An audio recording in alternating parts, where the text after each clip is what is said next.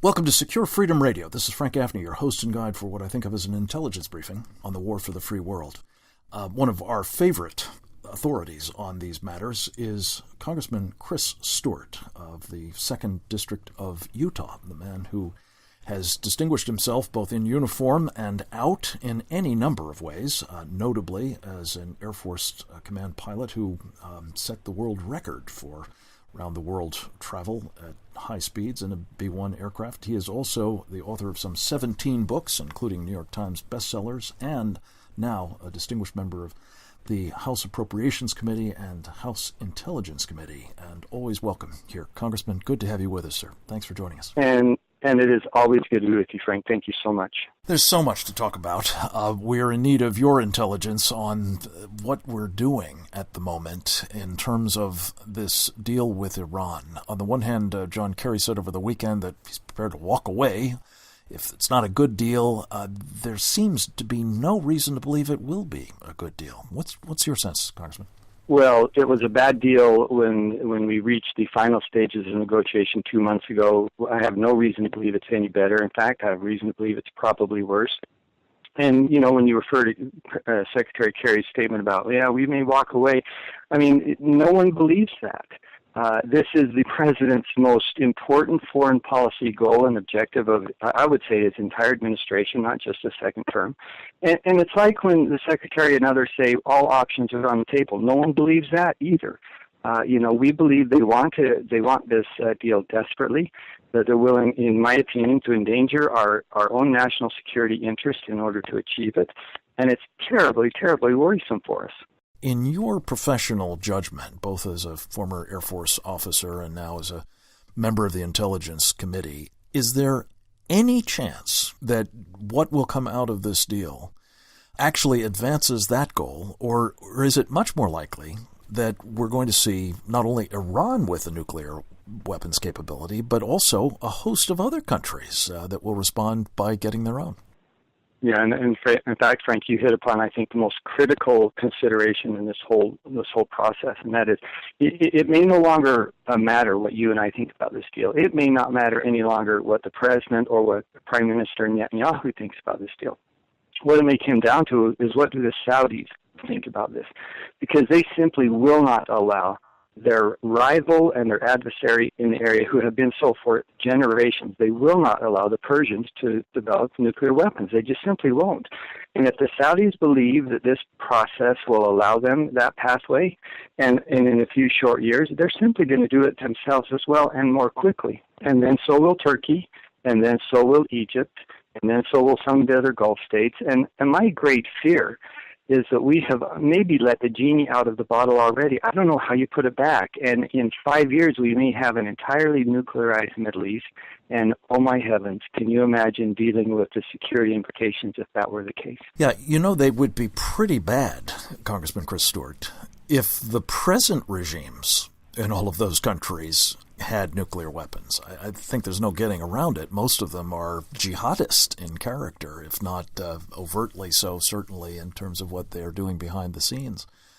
But if the no-kidding jihadists who make no bones about their enmity towards us and are seeking our destruction were to come to power in the states where they're not already, with nuclear arsenals at their beck and call, this is a vastly more dangerous world. I can only shudder at the thought. Let me talk about the president's ruminations at the Pentagon yesterday after taking stock with his senior military leaders about the so-called war against the Islamic State. What did you make of his comments, Congressman, that you cannot defeat an ideology with military means, but only with better ideas? It makes me cringe because it shows, in my opinion, the naivety of this administration that's been demonstrated now for almost the 7 years that he's been in office. Look at history, Frank. For heaven's sakes, what would have happened, and it sounds so simplistic, but it's so true, what would have happened in World War II if we had taken that frame of mind? If we'd said we can't defeat them militarily, we have to defeat them through our superior ideology, would that have been the outcome? Do you think that we could have persuaded this evil, evil regime of Nazi Germany to see our point of view?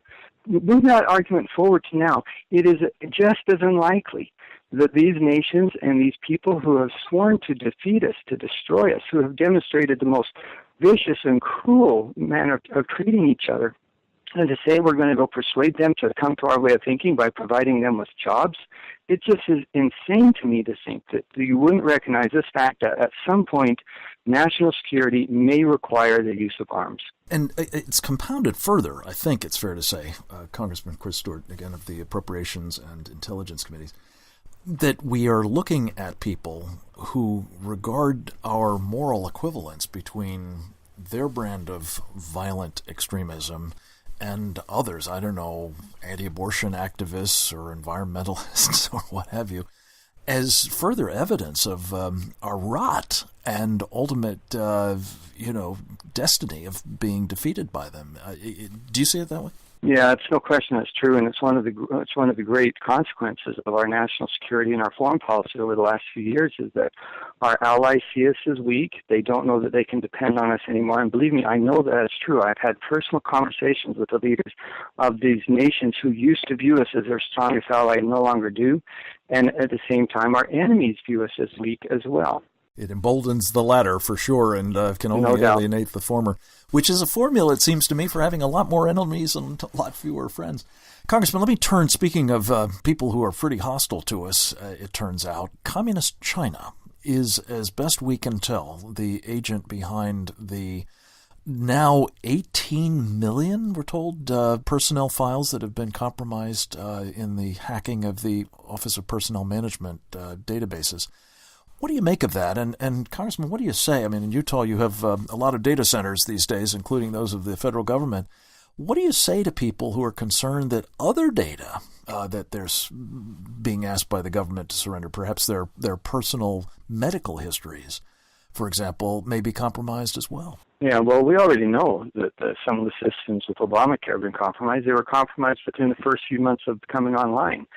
And it was one of the things that Congress sought to address and sought to hold the administration accountable for. But I think people have reached a point where I think they have to assume that if they've got private or personal information online, that it's subject to being breached. And I, as you've mentioned a couple times, I was an Air Force pilot. I held one of the most senior or the most highest level of top secret security clearance that's available. I know what intensely personal and what extensive information is based in those security background checks. Heavens, they went back and talked to people that I knew in high school that I could hardly remember. And to think that that type of information has been breached now. And there's a reason for this as well. We need to recognize the Chinese didn't do this randomly.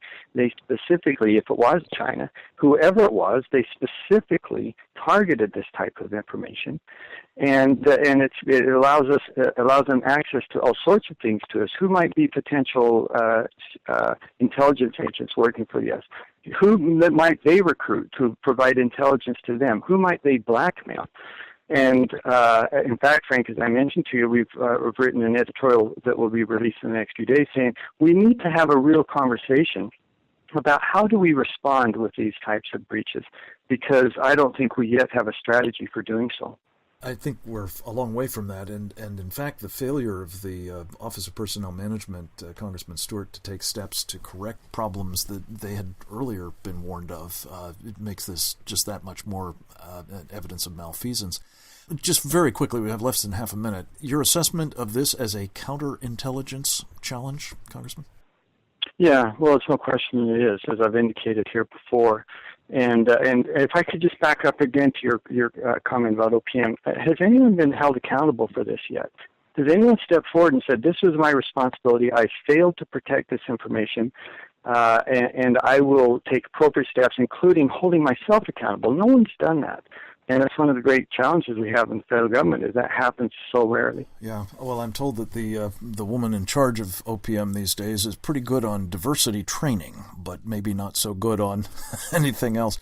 Congressman Chris Stewart, thank you very much, as always, for your service to our country, both that you've rendered in the past in uniform and that you're rendering today, representing the people of the 2nd District of Utah. Keep up the good work, sir, and come back to us again very soon if you would. Pamela Tsai joins us. We'll talk about Chinese influence operations in the United States straight ahead.